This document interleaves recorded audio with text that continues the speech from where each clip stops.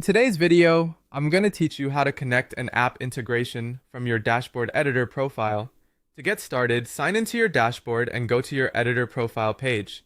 This is the area where your main account and workspace settings are usually managed, so it's the right place to look when you want to link outside tools and services.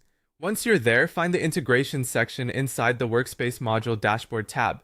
Depending on your layout, this may appear in a sidebar, a top navigation area, or within your profile settings, so just take a moment to locate the correct tab before moving on. After opening the integrations area, you'll see the available apps and tools that can be connected to your workspace. At this stage, choose the specific web application or software tool you want to interface with. Make sure you select the correct app, especially if you use multiple platforms that have similar names or purposes. Taking an extra second here can help prevent confusion later when you begin using the integration in your forms. Once you've selected the app you want, click the Connect button.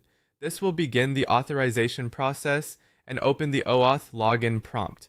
In simple terms, this is the secure sign-in window that allows the platform to request permission to connect with the external app, follow the on-screen instructions to log in, and approve the connection. Be sure to review the access permissions shown during this step so you understand what the integration will be able to do inside your workspace. After the authorization is complete, return to the integration screen and save the connection.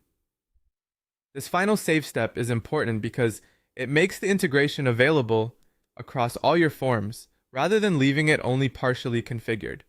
If your platform shows a confirmation message or a connected status, that's a good sign that everything has been set up properly. As a quick tip, if the connection doesn't appear right away, refresh the page or reopen the integration section to confirm the app is listed as active. It's also a good idea to make sure you completed the full login and approval process before saving. And that's it. You've successfully connected your app integration and made it available throughout your forms. So you can now continue building with a smoother, more connected workflow.